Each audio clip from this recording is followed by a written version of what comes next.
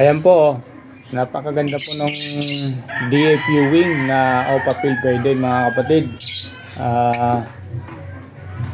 Jackpot ko yung ano nito, makapanalo nito. Mga kapatid, ulitin ko, wala pong issue yan ha.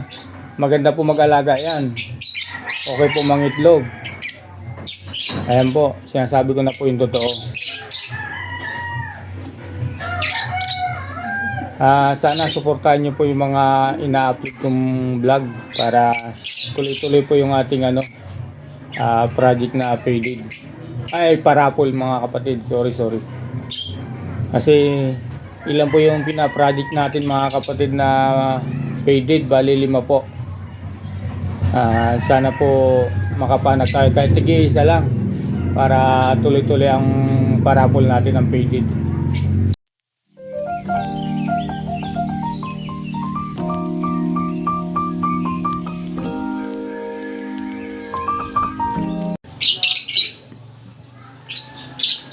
Ayun mga kapatid, good morning po sa inyong lahat. Kumusta po kayo? Welcome po sa Kuya James TV. For today's video natin mga kapatid, yung ating parapol po ngayon. Pero bago tayo dumako doon sa ating parapol mga kapatid, magpapakain muna tayo sa mga alaga nating ibon. Ayan. Ayan mga kapatid, konti na lang palang pagkain.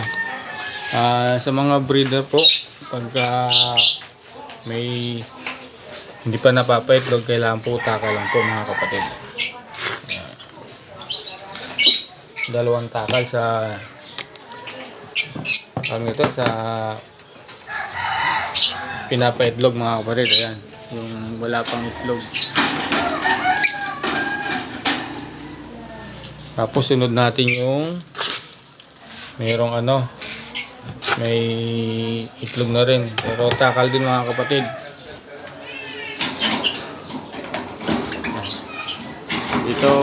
Dito mga kapatid, parang nawawalan ako ng pag-asa rito kasi 8 days na parang hindi naghahalimlim ng maayos yung hen. Hintayin ko mga kapatid hanggang 14 days kakanling ko kung infertile ba o fertile. Yun. Tapos sunod natin ito, ganun din mga kapatid, 2 taka lang mga kapatid. Pagka sobrang taba ng mga alaga natin mga kapatid, talagang hindi sila nangingitlog ng maayos at kumbaga parang tamad, ayaw nila mag-breed. Yun.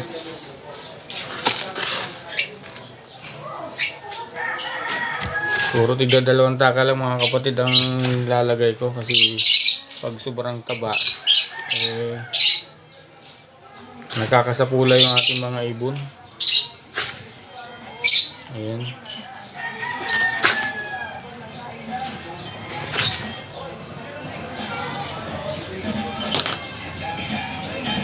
Pasensya na kayo mga kapatid, medyo maingay. Nasa gilid po kasi ang aviary ko, nasa gilid ng kakalsada mga kapatid, dating tindahan po. Ayan, lagay na natin dito.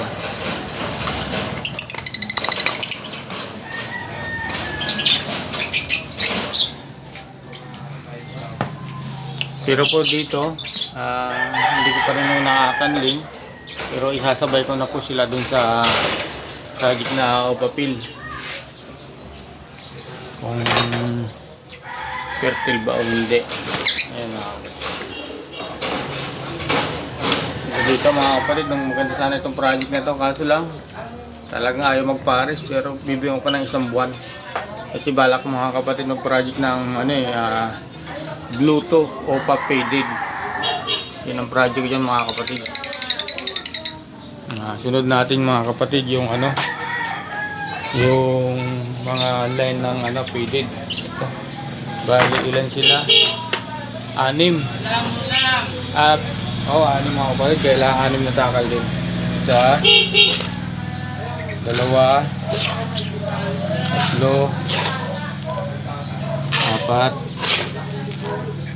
6. Ayan mga kapatid. Dito na natin lalagyan.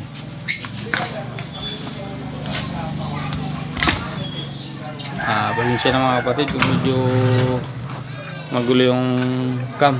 Wala pong naghahawak ng camera. Ayan.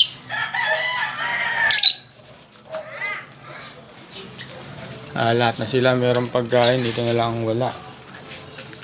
Itong dalawa na to.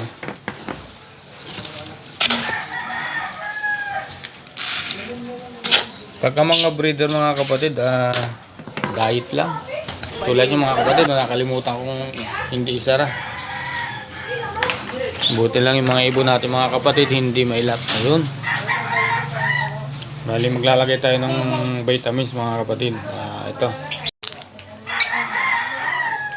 Bali ito mga kapatid, ang ginagamit ko sa mga pinapaitlog kong ibon, egg 1000. Ayun. Bali kunti-kunti lang naman mga kapatid nilalagay ko. Kita ba? Ayan.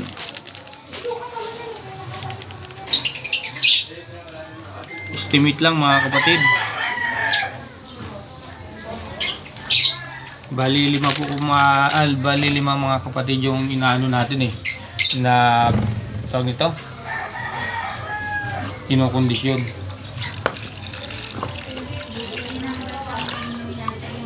Sana sa 5 na yun makapalabas tayo ng mga faded na visual mga kapatid. Kasi puro faded yung ano natin mga kapatid project. Sana bigyan tayo kahit tig-isang mga faded lang, masaya na tayo ron mga kapatid. At para tuloy-tuloy ang parapol natin ng faded mga kapatid. Haluin lang natin para matunaw mga kapatid yung vitamins.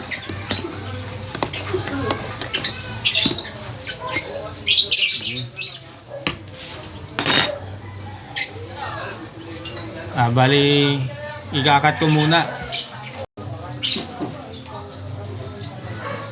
Ayan po mga kapatid, sa mga inakay, siyempre hindi mawala yung maintenance natin na Bitment Pro. Ayan.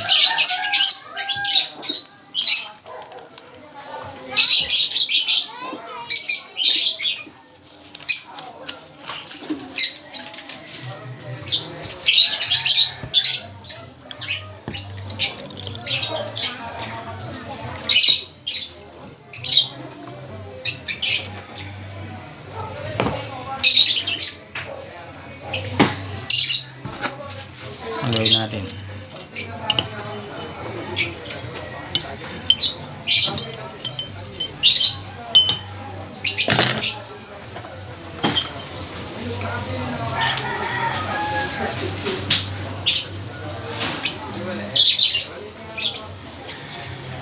Cut muna. Ayan mga kapatid, bali tapos na tayo magpakain. Sa mga katulad ng newbie, kung kayo po mayroon ng mga itlog na, kung may mga itlog na po yung mga alaga nyo, tama na po yung pagbabitamin. Ganun lang po mga kapatid. Andito na tayo mga kapatid sa ating parapol. Ayan. Isang DFU wing o papel faded hen at isang green U wing o possible faded hen. Ayan. Para ito po ang parents niyan mga kapatid, tuturo ko. Ang parents niyan ito po, isang green U wing PF split faded. Tapos ang expo niya na yun, yung turquoise star blue sure split PF. Ang mga kapatid, ang napanak nito mga kapatid, ito. Ayan yung visual pale faded, saka yung ayun nasaan ba yun? Ayun. Teka lang mga kapatid. Ayun kapatid, yung sa baba na yun, yung magkatabi na yan. Yan, visual faded yan. Green Opa PF faded.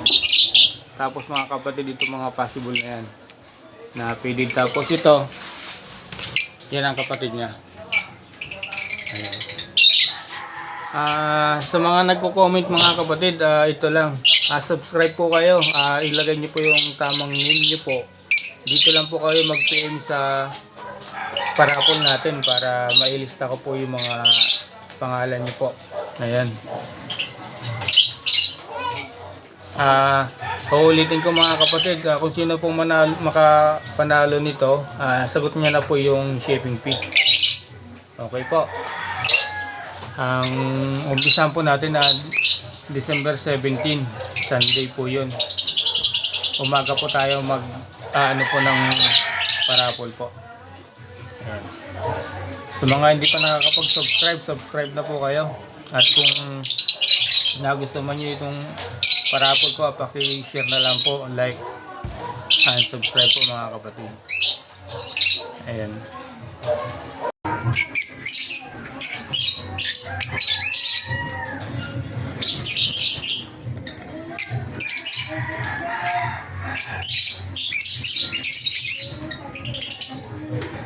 Ayan po, oh.